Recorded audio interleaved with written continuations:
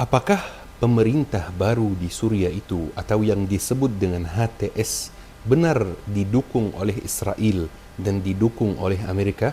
Kenapa ketika HTS itu baru naik, Israel langsung invasi Suriah, bagian selatan dari Suriah? Dan kenapa HTS itu kesannya agak santai dalam melawan penjajahan Israel itu dan invasi Israel itu? Apakah mereka sudah sepakat dengan Israel dan Amerika tentang hal tersebut? Saya yakin teman-teman, pertanyaan-pertanyaan ini pernah muncul di benak teman-teman dari kemarin. Ada yang menyampaikan pertanyaan ini dengan niat yang baik, yaitu dia benar-benar ingin tahu, dan ada juga yang menyampaikan pertanyaan ini dengan niat yang kurang baik. Pertanyaannya ibarat mengandung tuduhan kepada HTS, kepada pejuang kemerdekaan di Suriah, bahwa mereka itu sebenarnya intel atau didukung oleh Amerika dan Israel. Dan insya Allah, Ana akan menjawab semua pertanyaan ini.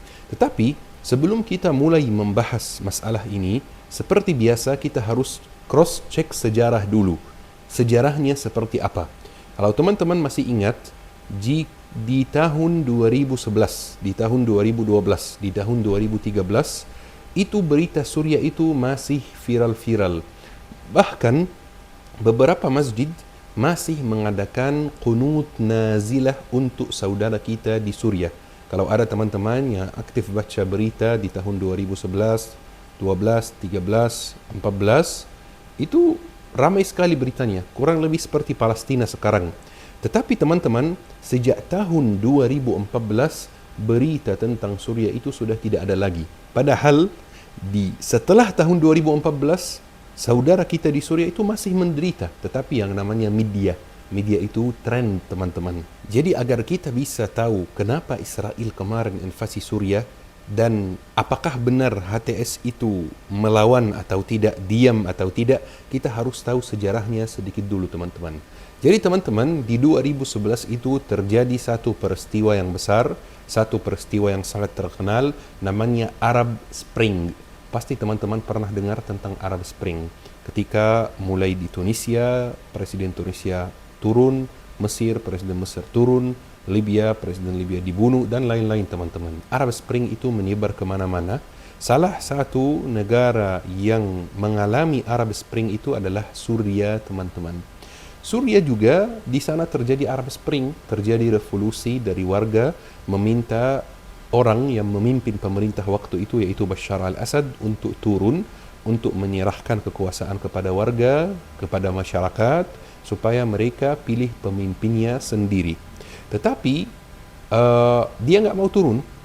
Kalau di Mesir sudah turun, Tunisia sudah turun, Yaman sudah turun juga. Di Suriah dia nggak mau turun. Dan dia membalas protes-protes dan revolusi yang sangat damai itu dengan cara yang sangat kejam, teman-teman. Sehingga dia menyerangi orang yang protes itu dengan senjata kimia. Bukan sekedar misalnya di penjara, bukan sekedar dibunuh, bukan. Diserangi dengan senjata kimia. Bahkan desa-desa Muslim di Suriah itu diserangi dengan senjata kimia, diserangi oleh pasukan-pasukan rezim Al-Assad. Ketika dia mulai dengan kekejaman seperti ini, otomatis warga Suriah mulai membela diri sendiri dan mulai juga membentuk pasukan-pasukan untuk membela rumahnya sendiri, kotanya sendiri, desanya sendiri, keluarganya sendiri. Maka banyak sekali, teman-teman, pasukan yang muncul di Suriah waktu itu. Banyak gerakan yang muncul di Suriah waktu itu. Semuanya punya tujuan yang sama, yaitu meruntuhkan rezim Al-Assad itu. Tetapi ideologi mereka itu beda-beda, teman-teman. Salah satu kelompok yang muncul setelah melihat kekejaman Al-Assad itu adalah HTS. Tetapi dulu namanya bukan HTS, tapi kita hari ini bakal menggunakan nama HTS ini supaya memudahkan saja, ya. Jadi dulu namanya beda, baru berubah di 2017 jadi HTS. Baik.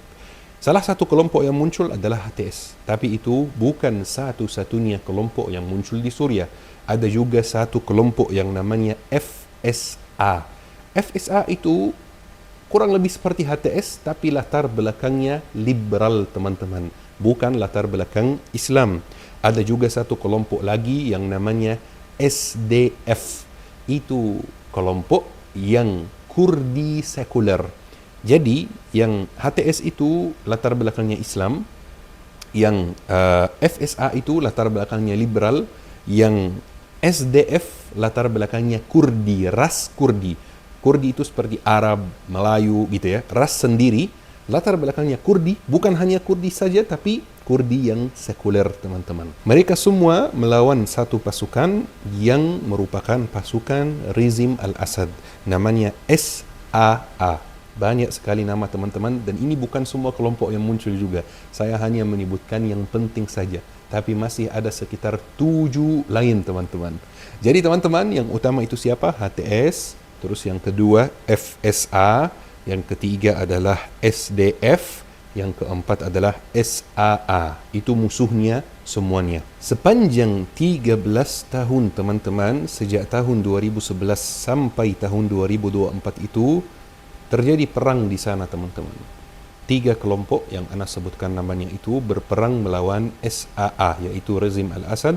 Tujuan mereka semua adalah satu, menguasai ibu kota Damaskus. Karena yang menguasai ibu kota Damaskus itu simbol atau tanda menang dalam perang tersebut. Siapa yang bisa menguasai ibu kota, dia sudah menang. Mereka kadang-kadang menang, kadang-kadang kalah, teman-teman. Tetapi sejak tahun 2017, teman-teman, itu kondisinya mulai berubah. SAA atau rezim Al-Assad itu mulai kuat sekali karena dapat dukungan secara langsung dari Rusia, dan kelompok-kelompok yang lain mulai lemah karena support dan dukungan mereka dari negara tetangga itu berhenti. Perangnya mulai berkurang. Kenapa mulai berkurang? Bukan karena misalnya berhenti atau ada perdamaian, bukan, tetapi karena ada satu pihak yang jadi sangat kuat dan satu pihak yang jadi sangat lemah. Dan mereka masih ada di lapangan. Semuanya masih ada di lapangan sampai hari ini. Tetapi tempatnya beda-beda. Kalau rezim Al-Assad itu dan SAA, mereka menguasai bagian Damaskus dan menguasai bagian Suria Selatan. Sementara 3 kelompok lainnya, yaitu HTS dan yang lain, menguasai bagian utara dari Suria. Dan ini perlu digarisbawahi, teman-teman. Siapa yang menguasai bagian selatan dan siapa yang menguasai bagian utara. Kenapa perlu digarisbawahi? Karena, teman-teman, bagian selatan itu adalah bagian yang berbatasan dengan Israel. Di bagian selatan itu dikuasai oleh SAA atau rezim Al-Assad. Dan bagian selatan itu ada satu tempat namanya Al-Gulan atau daratan tinggi Gulan. Itu dijajah oleh Israel sejak tahun 68, teman-teman. HTS dan kelompok lainnya itu di utara, teman-teman, jauh sekali dari bagian yang berbatasan dengan Israel. Jadi yang bertanggung jawab menjaga dan melindungi dan mengelola bagian selatan yang berbatasan dengan Israel adalah rezim Al-Assad sendiri, SAA. Jadi, teman-teman, saya ulangi sekali lagi, rezim Al-Assad menguasai Damaskus, ibu kota, dan bagian selatan yang berbatasan dengan Israel. HTS menguasai kota namanya Idlib, ini di utara Suriah. Kemudian ada FSA menguasai juga beberapa desa dan beberapa kota sekitar Idlib, masih di bagian utara. Kemudian SDF itu yang berlatar belakang Kurdi sekuler, mereka menguasai beberapa kota yang berbatasan dengan Turki. Karena memang perbatasan Suriah dan Turki itu, teman-teman, kebanyakan penduduknya bukan orang Arab, tetapi orang Kurdi. Dan kelompok ini memang latar belakangnya Kurdi sekuler. Mereka kuasai tempat-tempat di situ. Seperti ini kondisinya, teman-teman, sebelum perang kemarin itu. Sampai datang bulan November, bulan Desember 2024 ini, teman-teman. Sepertinya, teman-teman, Rusia berhenti mendukung rezim Al-Assad. Dan sepertinya, teman-teman, Turki mulai mendukung HTS. Kita tidak tahu siapa berhenti mendukung siapa dan siapa mulai dukung siapa. Kita tidak bisa memastikan secara pasti, secara 100%, secara yakin. Tapi yang pasti, HTS mulai meninggalkan Idlib, kota base mereka atau pusat mereka di utara Suriah, dan mereka mulai bergerak menuju mana? Menuju Damaskus. Kenapa Damaskus? Karena seperti yang kita sepakati bahwa tujuan utama semua kelompok itu adalah menguasai ibu kota Damaskus sebagai tanda menang dalam perang ini, teman-teman. Hanya dalam waktu 11 hari, HTS berhasil bergerak dari Idlib di utara sampai Damaskus di selatan dan menguasai Damaskus sampai Bashar al-Assad meninggalkan Suriah, atau lebih tepatnya kabur. Bahkan tidak membawa jenderal-jenderalnya, tidak membawa beberapa dari keluarganya, hanya kabur dengan keluarga inti saja. Kabur kemana? Kabur ke Rusia. Bahkan tidak sempat membawa banyak barang mewah yang dia kumpulkan selama ini. Dia kabur membawa 2 miliar US dollar dan membawa 200 kilogram emas. Masih ada banyak barang mewah lainnya yang dia tidak bawa karena tidak sempat. Sepertinya terburu-buru. Hanya dalam waktu 11 hari saja, teman-teman. Dan kita tidak tahu kapan dia dapat perintah dari Rusia untuk kabur. Jadi teman-teman, dalam waktu 11 hari itu, semua Timur Tengah itu kaget. Semuanya kaget, teman-teman. Semuanya tidak tahu apa yang lagi terjadi. Kok bisa ada satu kelompok tiba-tiba bisa menang seperti itu? Apa yang akan terjadi? Siapa yang akan menguasai Damaskus? Siapa yang akan menguasai ibu kota? Apakah rezim Al-Assad itu akan bertahan dan melawan untuk menjaga ibu kota atau tidak? Semuanya kaget, termasuk Israel. Biar saya jelaskan satu hal yang sangat penting, teman-teman. Kalau saya tanya teman-teman, Israel itu menjajah negara apa? Atau negara mana? Teman-teman pasti akan menjawab Israel menjajah Palestina.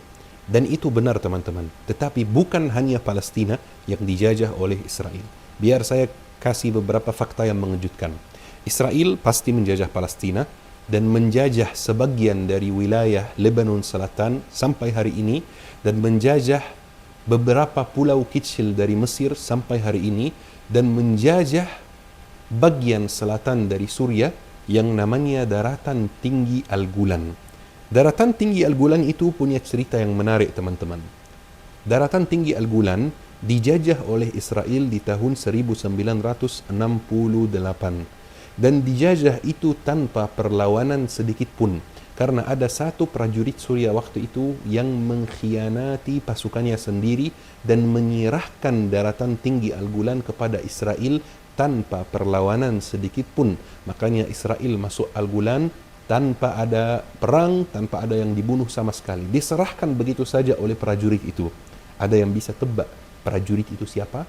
Prajurit itu adalah Hafiz al-Assad, ayahnya dari Bashar al-Assad yang kabur kemarin, teman-teman. Dia serahkan Al-Gulan, serahkan tanahnya sendiri kepada Israel.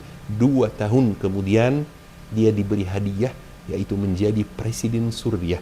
Kudeta, dia menurunkan pemerintahan yang sah dan dia naik menjadi presiden sampai tahun 2000. Anaknya yang jadi presiden Bashar al-Assad sampai 2024, sampai dia kabur.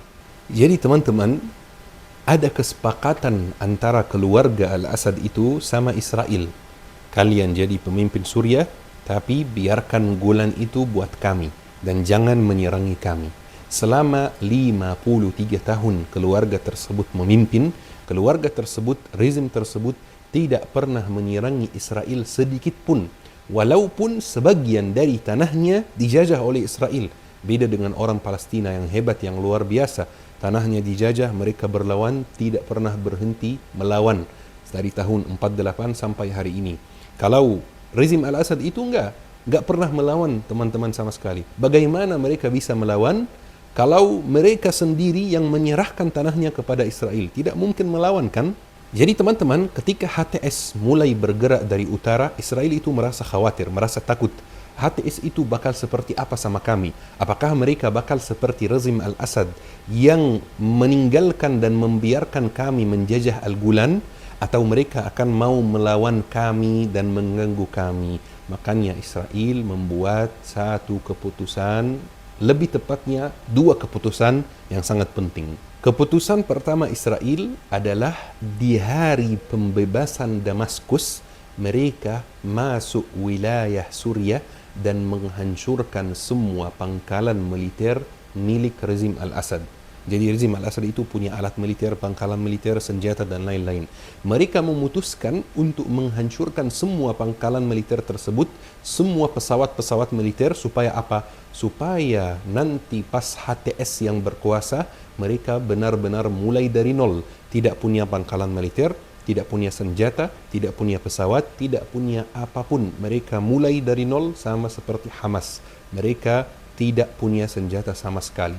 Kalau pas rezim Al-Assad berkuasa, Israel tidak khawatir kalau rezim Al-Assad punya senjata-senjata, pesawat dan pangkalan militer. Kenapa? Karena bersahabat, udah ada kesepakatan. Walaupun terang-terangan mereka itu bermusuhan, ya. Tetapi Israel tidak khawatir. Israel khawatir HTS menggunakan senjata-senjata yang dari rezim Al-Assad untuk menyerangi Israel. Ini keputusan pertama, menghancurkan semua pangkalan militer di Suriah. 90% dari kemampuan militer Suriah itu dihancurkan hanya dalam waktu 2 hari. 48 jam saja, ya. Semua pangkalan militer itu dihancurkan di Suriah. Keputusan yang kedua adalah invasi atau mengambil bagian yang lebih besar dari daratan tinggi Golan. Jadi seperti yang kita ceritakan tadi, daratan tinggi Golan ini memang sudah dijajah oleh Israel sejak tahun 68 karena diserahkan tanpa perlawanan oleh Hafiz al-Assad itu. Tapi Israel kemarin memutuskan untuk mengambil sebagian besar, sebagian yang lebih dari daratan tinggi Golan, namanya Gunung Al-Sheikh, Jabalul Sheikh. Untuk apa? Supaya mereka lebih menjaga diri, karena di Golan itu ada banyak pemukiman dan lain-lain, pemukiman ilegal, pemukiman orang Israel yang mereka buat, dan untuk jadi lebih dekat ke Damaskus. Kalau di kemudian hari mereka mau invasi Damaskus, mereka masuk hanya dalam waktu 2 hari saja, teman-teman. Dan itu dilakukan persis di hari di mana HTS sibuk membebaskan Damaskus. Di hari pertama HTS masuk Damaskus, mereka melakukan 2 keputusan atau 2 aksi ini. Hari pertama masuk Damaskus, hari kedua aksinya selesai. Jadi sekarang teman-teman, pertanyaan yang mungkin muncul di benak teman-teman, kenapa ketika Israel invasi Suriah di 2 hari tersebut, HTS itu tidak ada perlawanan sama sekali? Kenapa HTS membiarkan Israel masuk begitu saja? Dan ini teman-teman, jawabannya sangat sederhana. Balik lagi ke peta atau ke gambaran yang kita buat tadi tentang kelompok-kelompok yang ada di Suriah. Israel masuk dari bagian mana? Utara atau selatan? Dari bagian selatan, karena memang daratan tinggi Golan itu di selatan. Bagian selatan itu dikuasai oleh siapa, teman-teman? Ada yang masih ingat? Bagian selatan dikuasai oleh SAA atau rezim Al-Assad.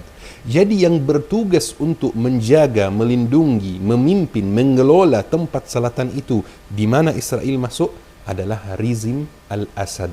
Memang HTS tidak menguasai tempat selatan itu, atau lebih tepatnya belum menguasai waktu itu, pas Israel masuk, belum menguasai tempat selatan itu. Ini adalah tempatnya rezim Al-Assad, pangkalan-pangkalan militer di situ, tempat berkumpul mereka di situ di bagian selatan. Jadi teman-teman, ketika Israel masuk bagian selatan, harusnya yang lawan siapa? Bukan HTS, karena HTS itu masih di utara, tidak ada di selatan. Harusnya yang lawan itu adalah rezim Al-Assad sendiri. Rezim Al-Assad yang melawan, menjaga tanahnya sendiri, melawan Israel. Tapi ternyata teman-teman, semua prajurit rezim Al-Assad itu kabur, teman-teman. Tidak ada satu pun yang bertahan di tempat. Satu pun aja yang bertahan di tempat tidak ada, teman-teman. Semuanya kabur mengikuti pemimpinnya. Tapi kebanyakan mereka kaburnya ke Irak dan Lebanon. Semuanya melepaskan baju militernya agar mereka tidak ketahuan bahwa mereka itu dari rezim Al-Assad dan mereka itu orang militer. Jabal Al-Sheikh atau Gunung Al-Sheikh itu diserahkan kepada Israel tanpa perlawanan sedikit pun dari mereka. Tidak ada perlawanan sama sekali. Mereka lihat HTS mulai masuk Damaskus, mereka lihat pemimpinnya kabur, bukannya bertahan untuk menjaga negeri sendiri, menjaga tanah sendiri, malah mereka kabur sama sekali dan tidak ada perlawanan sedikit pun dari mereka. Jadi di sini teman-teman, yang harusnya disalahkan itu siapa? Apakah yang disalahkan itu pasukan yang memang ada di lapangan tapi memilih untuk kabur?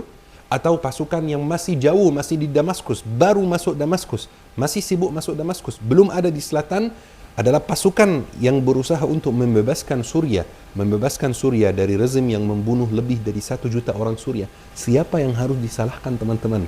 Makanya di awal teman-teman saya sampaikan bahwa kita harus cross check sejarahnya dulu, latar belakangnya apa, petanya seperti apa, gambarannya seperti apa, supaya kita bisa membuat keputusan yang tepat. Mungkin teman-teman ada satu pertanyaan lagi yang muncul di benak teman-teman. Kalau sekarang memang Israel sudah terlanjur mengambil gunung Al-Sheikh itu, kenapa HTS tidak kirim pasukan ke selatan untuk menyerangi Israel dan untuk melawan Israel? Dan ini teman-teman juga jawabannya sangat sederhana. Dalam waktu 2 hari teman-teman, Israel menghancurkan 90% dari pangkalan militer yang ada di Suriah. HTS sekarang itu benar-benar tidak punya fasilitas sama sekali. Paling fasilitas untuk menjaga keamanan di kota-kota yang mereka kuasai saja. Mereka tidak ada fasilitas sama sekali, tidak ada kekuatan menyerangi pakai apa, melawan pakai apa. Dan itu juga menurut saya teman-teman agak tidak adil ya. Ada satu rezim Al-Assad yang berkuasa selama 53 tahun, tidak ada orang yang pernah tanya kepada dia, kenapa kamu tidak menyerangi Israel? Tapi ketika ada pemerintah baru, pemerintah yang lurus, baru menjawab beberapa hari langsung ditanya, kenapa nggak menyerangi Israel? Tapi kenapa nggak dari dulu tanya rezim yang sebelumnya juga?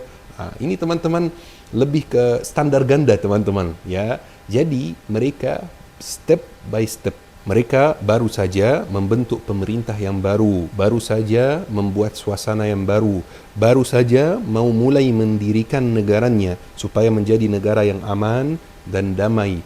Baru saja berusaha untuk mengumpulkan semua gerakan-gerakan yang lain itu bersatu di bawah satu kepemimpinan mereka step by step. Pemimpin HTS itu teman-teman pernah berkali-kali menyampaikan, hari ini Damaskus, besok Baitul Maqdis. Tapi ini jarang disampaikan di media, jarang dipublikasi di media. Media itu teman-teman dikuasai barat teman-teman. Makanya teman-teman jangan mudah percaya apa yang disampaikan di media. Harus verifikasi semua informasi, termasuk informasi yang saya sampaikan juga teman-teman. Sebelum menerima informasi apapun, cari dulu keasliannya, cari dulu kebenarannya seperti apa teman-teman. Media sering sekali sebut mereka sebagai pemberontak, dan ini fitnah yang sangat besar teman-teman. Mereka bukan pemberontak, mereka adalah pejuang kemerdekaan. Karena seperti yang Anda sampaikan kemarin di video yang sempat viral itu, mungkin teman-teman pernah lihat bahwa Suriah itu juga dijajah sama seperti Palestina. Dijajah siapa, dijajah bagaimana, teman-teman bisa melihat kajiannya. Jadi teman-teman yang dirahmati oleh Allah Subhanahu wa taala, selalu saya berpesan bahwa ini bagian dari sejarah Islam. Kita sebenarnya nggak membahas politik, ini channel dakwah, channel sejarah Islam. Saya nggak membahas politik, ini bagian dari sejarah Islam. Jangan sampai teman-teman kita berstandar ganda. Giliran dukungan kita ke Palestina, kita dukung dengan penuh, dukung dengan semangat. Tapi giliran kita dukung Suriah, kita tuduh sebagai pemberontak dan lain-lain. Enggak, mereka bukan pemberontak, mereka adalah pejuang kemerdekaannya teman-teman. Doakan saudara kita di Palestina, doakan saudara kita di Suriah, semoga mereka selalu dilindungi oleh Allah Subhanahu wa taala. Yuk kita akhiri kajian hari ini dengan doa kafaratul majlis. Subhanakallahumma bihamdik, asyhadu an la ilaha illa anta, astaghfiruka wa atubu ilaik. Syukran, wassalamualaikum warahmatullahi wabarakatuh. تعلمت عنك الكثير فأرجو استقام الخطى والمسير.